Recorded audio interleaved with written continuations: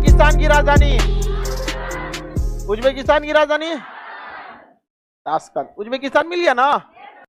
देखिए ध्यान से, 1965 में भारत और पाकिस्तान के बीच में लड़ाई हो गया। ये लड़ाई पाकिस्तान ने जानबूझ के किया था, क्योंकि उनको गलत आइडिया था।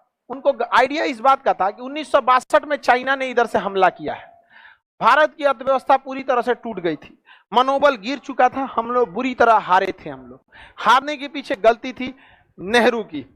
किसकी? नेहरू ने एयरफोर्स का यूज नहीं किया। देखिए, किसी को भी आप गलत ठहरा सकते हैं 50 साल पहले, लेकिन कुछ गलतियां ऐसी हैं जो जेन्युइन थे। एक और थे ब्रिजनाथ पॉल, वो नेहरू के रिश्तेदार थे और वो सेना का वही कमांड संभाल रहे थे अरुणाचल प्रदेश में। और वो इंसान जीवन भर सप्लाई ग्रुप का था, मतलब उनका काम था सप्लाई करना। नेहरू के रिश्तेदार होने की वजह से उनको सेना का कमांड दे दिया गया। एक वो चौपट हुए।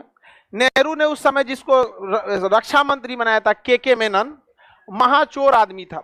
भारत का पहला घोटाला के मेनन ने किया, जीप घोटाला। जीप पे दिखा दिया कि इतना जीप खरीदा गया है, जीप का नंबर ये है, इतना पैसा दिया गया है। जीप नहीं खरीदाया था, पैसा निकल गया यहाँ पर। और नेहरू ऐसे ही शांति प्रिय। नेहरू काफी ज्यादा मतलब वो थे, मतलब समझिए कि महत्वाकांक्षी। वो सोचे थे कि प्रधानमंत्री बनिए गए हैं, अब यूएनओ के महासचिव बनना चाहिए, तो शांति शांति कहेंगे तो शांति शांति हो जाएगा। समझ में आएगी नहीं आ गया? तो चाइना को समझा रहे थे। आप कभी उस इंसान को नहीं समझा सकते जिसके पास खुद इथिक्स नहीं है। सिद्धांतवादी व्यक्ति को समझा सकते हैं। समझ में आएगी नहीं क्या? अब हम लोगों को कहीं पे 2 रुपया फायदा दिखेगा या कुछ फायदा दिखेगा, लेकिन सिद्धांत से समझौता करना होगा, नहीं करेंगे लोग, कभी नहीं करेंगे, क्योंकि इंसान किससे बंधा हुआ है? सिद्धांत से बंधा हुआ। समझ में आएगी नहीं आ गया? अब सोचो 107 करोड़ रुपया कम नहीं ना होता है, बहुत होता है। हम काहे लिए छोड़ दिए? 107 करोड़ रुपया अगर हम ले लेते ना, तो 12 करोड़ बिहारियों के मुंह पे धब्बा लग जाता। समझ में आ गया कि नहीं आ गया? तब आकर से कोई नहीं करता कि बिहारी है। हम नहीं समझ में आया? अरे 107 करोड़ कौन बात दिक्कत नहीं चाहिए 107 करोड़। नहीं समझ में आया? उसे कुछ नहीं, हम लोग बिहारी गमछे पे खुश है। तो अपना क्या होता है? सिद्धांत होता है। तो कुछ लोग सिद्धांतवादी होते हैं, जैसे भारत के राजपूत शासक सिद्धांतवादी होते हैं। उनका सिद्धांत है, उसी सिद्धांत से लड़ेंगे। मुगलों के पास कोई सिद्धांत नहीं, दिल्ली सल्तनत खिलजी के पास कोई सिद्धांत नहीं। तो सोचो तुम बिना सिद्धांतवादी होकर सिद्धांतवादी से लड़ोगे। राजपूत सब इसीलिए चले गए, सब वो सिद्धांत लगा रहे थे, सब मरा गए सब राजपूत शासक। समझ में आ गया कि नहीं आ गया? गए नीचे शिवाजी से लड़ने के लिए। शिवाजी कहें कि पूरा चोर है सब, इन सौ के साथ इंसानियत नहीं। शिवाजी अपने लोगों के साथ सिद्धांतवादी थे, अपने लोगों के साथ वो उसूल वाले थे। लेकिन जब मुगलों से लड़ना रहता था, भाड़ में गए उसूल, मारेंगे तो मारेंगे ससुरा तो हमको, चाहे जैसे मारना पड़े। समझ में आ गया नहीं? बहुत ठीक काम किए थे वो शिवाजी, बहुत जबरदस्त काम किए थे। इन सब को भी औकात पता चलना चाहिए था। समझ में आएगी नहीं आ गया? यहाँ पर खैर औरंगजेब के बाद सब बकलोले आया सब। समझ में आएगी नहीं आ गया? यहाँ पे तो भारत चीन के साथ सिद्धांत लगा रहा था, मारा रद्द कर दिया भारत को पूरी तरह से, और कुछ फायदा भी नहीं हुआ, हार गए हम लोग। पाकिस्तान ने देखा, फायदा उठाया, कहा कि 1965 में भारत में सूखा पड़ गया। तो भारत पाकिस्तान ने देखा सूखा भी पड़ा है, अभी युद्ध हुआ है, नेहरू भी मरे हैं हार्ट अटैक से।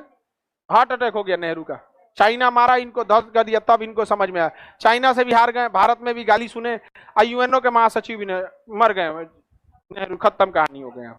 नेहरू बहुत विजनरी व्यक्ति थे, नो डाउट इसमें, लेकिन कुछ ऐसी गलतियां होती हैं जो पूरी तरह रद्द कर देती हैं, बहुत भयानक रद्द कर देती है। तो जिसमें ये सबसे बड़ी गलती थी चाइना वाला। आगे समझते हैं। तो इधर से पाकिस्तान ने हमला कर दिया 1962 में, और यहाँ लाल बहादुर शास्त्री से 65 में।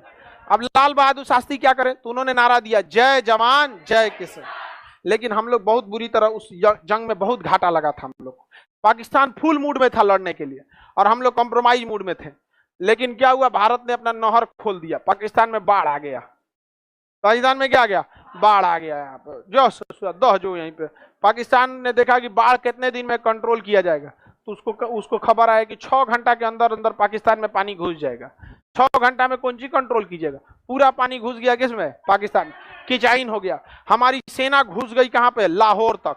पूरा रात रात हमला किए सब, और लड़ गए सब। पूछा गया कि कहाँ हो? कहा अंधेरा है, दिखे नहीं रहा है। सुबेरे उठा तो लिख रहा है माध्यमिक शिक्षा बोर्ड लाहौर। कांग्रेस सोचा तो सरकारी स्कूल है लाहौर का, तब पता चला इंडियन आर्मी को कि हम लाहौर में हैं, नहीं तो इन सबको को पता चला था कि बॉर्डर पे है सब। इन लोग को अपना को रात के लड़ाई में मार मार, यहाँ पे समझ में आया कि नहीं? लड़ाई में तो यही होता है, और कौन चीज होता है, मार दिया वहां पे। सुबेरे देख रहा है कि हमारा स्कूल खुल रहा है, सरकारी स्कूल पे, कहता फोन किया सरकारी स्कूल लाहौर में है। तब तक ये बात पाकिस्तानियों को खबर लग गई थी, वो घेर लिया था सब लोग को। इछुगिल नहर को जब हमारी सेना क्रॉस की थी तो वहां हमारी सेना बुरी तरह फंस गई थी, और वहां पाकिस्तानी पूरी तरह से घेर के मार दिया था सब, बिजली का करंट डाल दिया था सब पानी में, बहुत भयानक हो गया था इंडियन आर्मी को। तो हमारी इंडियन आर्मी से बहुत बड़ी गलती हो गई थी कि जब भी आप प्लानिंग, उधर प्लानिंग नहीं हो पाया था। तो खैर हमें बहुत ज्यादा हमारे सैनिक शहीद हुए थे, लेकिन हमने बहुत ज्यादा जमीन को कब्जा कर लिया था, लाहौर तक घुस गए थे लोग। अब क्या हो, तो रूस ना उस समय अपने आप को खुद से शक्तिशाली दिखाने के लिए सोचा कि हम बहुत पावरफुल है, खुद को शक्तिशाली दिखाना चाहता था। और खुद को शक्तिशाली दिखाने के लिए उसने कहा कि दोनों में हम समझौता करा देते हैं, क्योंकि उस समय रूस का अमेरिका से बहुत अब तब लड़ाई होने वाला था। तो उसने समझौता करने के लिए बुलाया लाल बहादुर शास्त्री को ताशकंद में, और यहां से अयूब खान को भी बुलाया, कहां पे? ताशकंद। इस समझौते में रूस ने जबरदस्ती भारत से समझौता करा दिया। कौन सा समझौता? ताशकंद समझौता, 10 जनवरी 1966 को। और यह समझौते के तहत कह दिया गया कि दोनों देश पीछे हटेंगे। तो ये बताओ, हम लोगों की ज्यादा शहादत हुई थी, हम लोगों ने ज्यादा जमीन कब्जा किया था, उसके लोग जमीनें कम कब्जा किया, भागिए गया तो शहीद कौन ची होगा? सब साला भाग गया सब, वहां डरे वहां पे, तो शहीद कम हो गया सब। समझ में आया कि नहीं आ गया? तो जब दोनों को पीछे हटना होता तो अल्टीमेटली लॉस किसको लगता? भारत। लेकिन ताशकंद में लाल बहादुर शास्त्री के पे इतना दबाव बनाया, इतना दबाव बनाया कि मजबूरी में लाल बहादुर शास्त्री ने क्या किया। लेकिन कभी कभी देखिएगा, आपको कोई आदमी अपने घरे बुलाएगा और इतना ना प्रेशर दे देगा कि आप डिसीजन ले लीजिएगा। समझ में आएगी नहीं आ गया? इसीलिए लाल बहादुर शास्त्री ने डिसीजन ले लिया, और जैसे डिसीजन लिया, अगले दिन जो खबर आई, 9 जनवरी को ये डिसीजन लिया गया था, 9 जनवरी की रात को, और 10 जनवरी को पूरे अखबार में छप गया कि भारत के लाल ने भारत को ही बेच दिया। लाल बहादुर शास्त्री के लिए क्या लिखा गया? लाल बहादुर शास्त्री बहुत सिद्धांतवादी व्यक्ति थे, उनका हार्ट अटैक ताशकंद में ही हो गया, उनको लग गया गलत समझौता हो गया, लाल बहादुर शास्त्री क्या हो गए? मृत्यु हो गई। इसके बावजूद अगर लोग हमसे पूछते हैं कि आप पाकिस्तान को क्यों गरियाते हैं, तो चोट्टा तुमको भारत का इतिहास नहीं पता है। समझ में आएगी नहीं आ गया? हमारे प्रधानमंत्री की मौत हो गई, जो देश हाल ही में आजाद हुआ, नेहरू की मौत के 2 साल बाद एक और प्रधानमंत्री मर जाना, 2 साल के अंतराल पर, 3 साल के अंतराल पर 2-2 युद्ध झेल लेना। समझ रहे हैं? जिस देश को अंग्रेजों ने पूरा खोखला करके छोड़ा था, किस तरह से देश यहां तक पहुंचा है, ये आज की चोट्टा मशरूमन को क्या पता चलेगा? समझ में आएगी नहीं आ गया? तो लाल बहादुर शास्त्री की मौत कहां हुई थी? कहां हुई थी? इसलिए ताशकंद समझौता आपसे पूछेगा। 1965 की लड़ाई किस समझौते के तहत खत्म हुई? ताशकंद।